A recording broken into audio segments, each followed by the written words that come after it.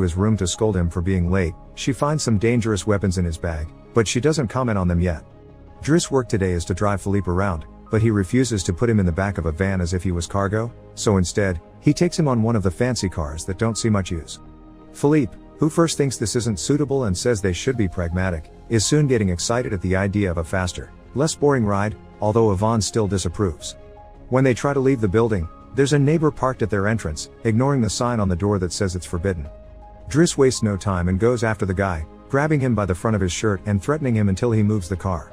Philippe is impressed by his actions, but Yvonne, once again, disapproves. The pair goes to a museum, where Philippe is planning to buy a piece of artwork that Driss considers not worth the money because it's just a red blotch on the canvas. Afterward, Philippe meets with a relative of his, who tells him everyone is worried about Driss since he can be violent. He's also discovered he has a criminal record, but Philippe doesn't care. He appreciates Driss because he doesn't pity him and doesn't mind joking around with him. After another failed attempt at hitting on Magali, Driss has dinner with Yvonne in the kitchen while listening to Philippe dictate a letter to Magali. Claiming it's a private conversation, Yvonne turns off the baby monitor and proceeds to explain what's going on. Philippe is pen pals with a woman called Eleanor. Those are the letters he didn't let Driss open. But he's never met Eleanor in person. Their relationship is purely epistolary. Speaking of love, Driss teases Yvonne for the looks the gardener gives her all the time before going to bed.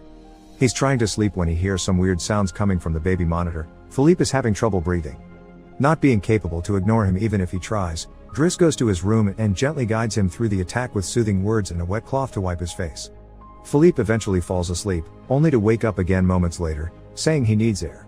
This time Driss doesn't hesitate. He puts Philippe on the wheelchair, covers him with blankets, and takes him out for a stroll by the river.